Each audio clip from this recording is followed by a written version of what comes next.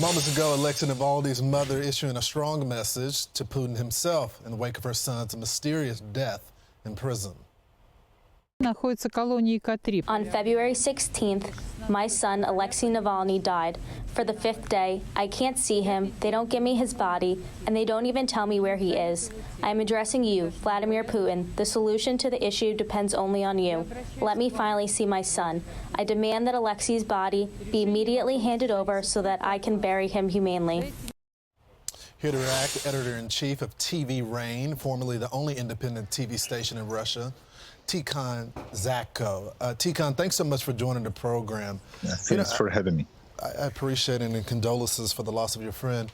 Thank you. I'm just curious, when you become a Putin opponent and you speak out openly and you're within his reach, do you just make peace with death? Do you just know eventually, somehow, he's going to find some way to get you? Well, Alexei Navalny was an exceptional person. He was absolutely brave, and he was fearless. And of course, he always understood that this terrible end could happen. But I think the most important thing now is happening with the body. And you just showed the strong message from his mother, Lyudmila. And the whole situation with the body is getting uglier and uglier every day. And the death of Navalny is getting more suspicious, because why would they hide the body if they have nothing to hide, right? So it is becoming more and more obvious that it is not just a death of Navalny somewhere in prison in far north of Russia. It is a political murder committed by Vladimir Putin and his associates. Tikhon, as you know, the last time they did actually poison Alexei, they found the traces of it. So I'm sure they're trying to hide the traces. Absolutely. This time. Tikhon, who does Putin fear? Is there anything that gets his attention?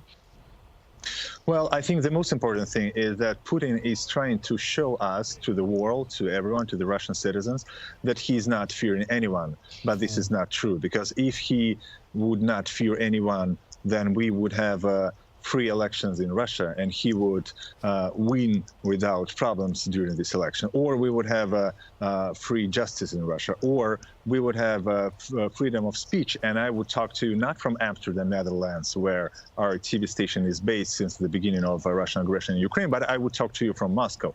The fact is that Putin is feared of truth. He is feared of people who wants to see Russia a normal country, and he is feared of his political opponents. And of course, he was feared of Alexei Navalny, because Navalny was a person who knew how to inspire people. That's why so many thousands and millions of Russians now are mourning his death and are seeking for revenge for this terrible murder. Yeah, I just think it's incredibly brave that even though they just killed Navalny, you got people protesting, and they know they can easily die just That's like correct. him, but they're so strong. Thank you so much, Tikhon, for joining the program. Thank you. I'm Steve Doocy. I'm Brian Kilmeade. And I'm Ainsley Earhart. And click here to subscribe to the Fox News YouTube page to catch our hottest interviews and most compelling analysis.